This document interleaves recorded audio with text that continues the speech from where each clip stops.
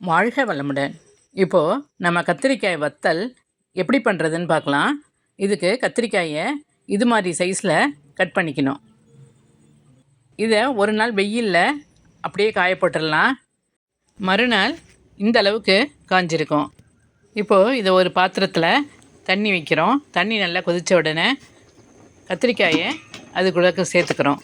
அடுத்து இந்த கத்திரிக்காய்க்கு தேவையான உப்பு, மஞ்சள் தூள் சேர்த்துக்கிறோம். இது ஒரு அரை வேக்காடு வெந்தால் போகுதும், ரொம்ப வேகணும்னு அவசியம் இல்லை. இப்போது கத்திரிக்காய் அரை வேக்காடு வெந்துடுச்சு. இது தண்ணியை வடிச்சிட்டு ஒரு தட்டில் கொட்டிக்கிறோம். அதிகமாக தண்ணி வைக்க வேண்டாம், கொஞ்சமாக தண்ணி வச்சாலே போதும். இந்த அளவுக்கு வெந்தோட்டு அதை எடுத்து காய வச்சிடலாம். இது வெயிலில் ஒரு 3 நாள் 4 நாள் காயிற மாதிரி இருக்கும். இந்த கத்திரிக்காய் வத்தலில் வத்த குழம்பு வச்சிங்கன்னா டேஸ்ட் ரொம்ப நல்லாயிருக்கும். இந்த அளவுக்கு காஞ்ச உடனே நம்ம கத்திரிக்காய் வத்தலை எடுத்து ஸ்டோர் பண்ணி வச்சிடலாம்.